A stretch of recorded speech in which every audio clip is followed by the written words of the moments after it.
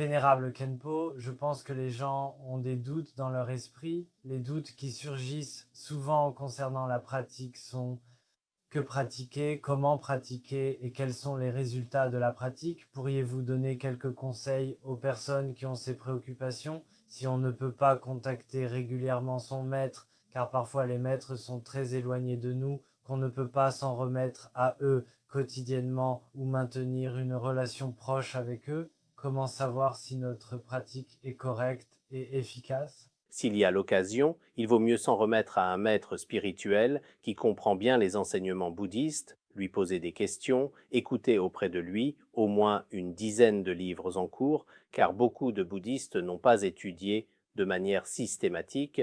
Il peut être difficile de comprendre les enseignements bouddhistes si le maître spirituel, les circonstances ne le permettent pas. Ce qui peut être très important, c'est par exemple dans le bouddhisme tibétain, il y a le chemin de la grande perfection. Des livres comme ceux-ci, il faut les lire à plusieurs reprises, ainsi après, vous ne douterez pas en pensant: est-ce que j'ai mal pratiqué? Comment dois-je pratiquer? Vous ne penserez pas ainsi.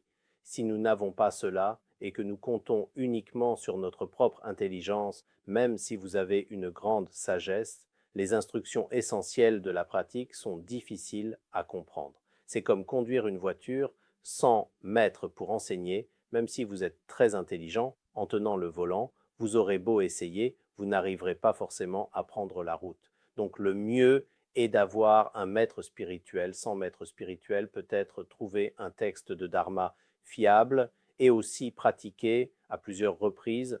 Certains principes dont idées sont aussi expliqués assez clairement dans les textes de dharma.